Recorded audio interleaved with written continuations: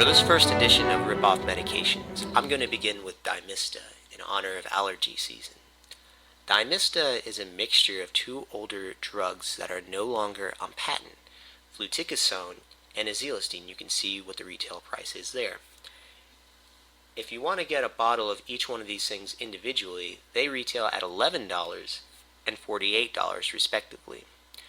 So if you're on Dymista and you probably had to fight really hard in order to get it approved, now you can understand why, because most insurance companies are not going to approve Dymista because it's a total ripoff. You can get both of them individually for $11 and $48.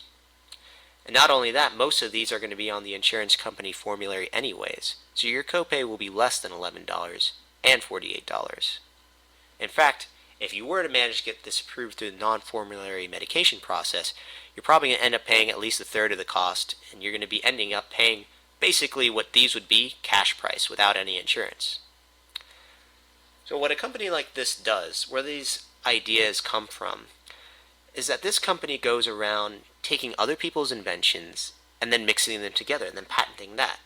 So through the FDA, you're allowed to patent new medications.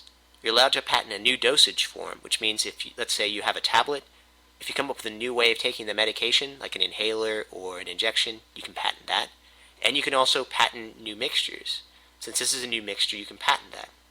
And it's a really smart business decision on their part. Because number one, you spend no money on research. You didn't invent fluticasone. You didn't invent azilistine. So you had to spend no money researching that. That's where most of the risk comes from. So you had to spend $0 on that. Excellent. Number two, the clinical trials, which are also very costly and expensive, you already know that they work because they already went through clinical trials for fluticasone and azilistine.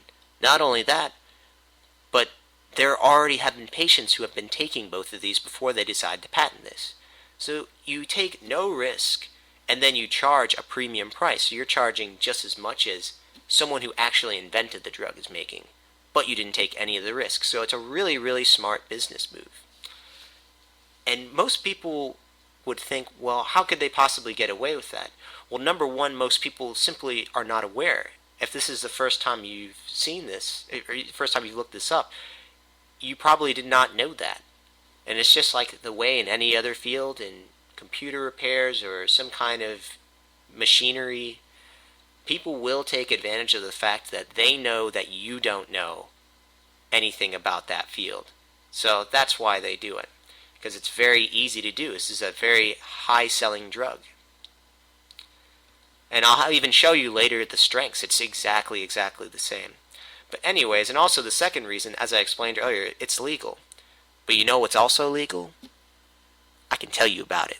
So I can tell you about it, and that's legal as well. So all you got to do is just learn about these different drugs, and then you can protect yourself from getting totally ripped off. So to give you an example, to help you understand basically what's going on.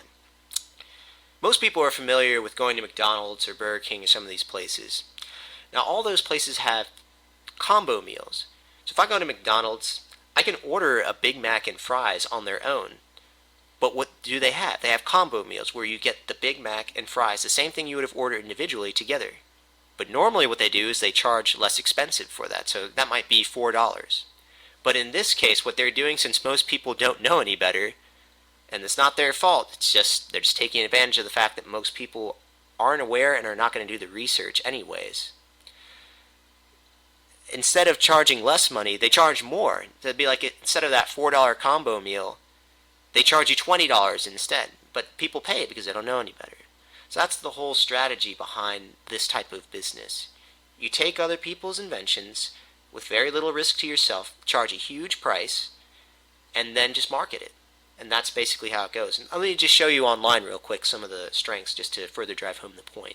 But before I go, I saw this picture of the CEO, and I just wanted to just comment on how fantastic this tie is.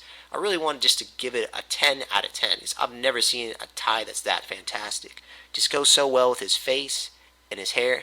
But anyways, I thought I'd just share that with you because I had to say it. I had to put that in there. It's just so magnificent. Let's have a look at the strengths here real quick. Fluticasone comes in a 16-gram bottle, 50 microgram spray. You can see here it's $11 with the non-negotiated price from insurance companies. They're going to pay even less. Azilistine Comes in a 30 milliliter bottle, 137 micrograms spray, $48, $49, non-negotiated price as well. And the Dymista, here you can see fluticasone, azelastine, 23 grams, 136 micrograms, 50 micrograms.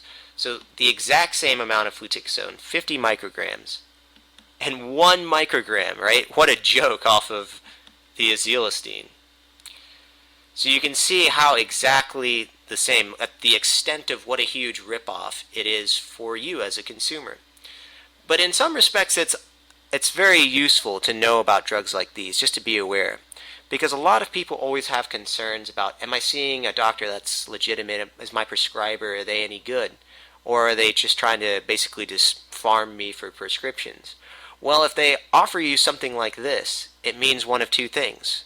Number one, they did absolutely no research, which would be impossible to believe because these drugs are so common. Everyone knows about them. Or, if they didn't know, and that means that if they didn't know because they didn't do any research, then what's the other one? Well, the other one is that they're getting compensation. So it means they did no research or they're getting compensation. So it's a good way of testing a different prescriber if you're really unsure. You don't have a medical background. So you don't know if the advice they're offering you is good or if they're just trying to use you as just a way to make money for themselves. With stuff like this, it's easy to tell because now you know. It's very obvious. Anyone who knows, any person can understand that this is a total ripoff.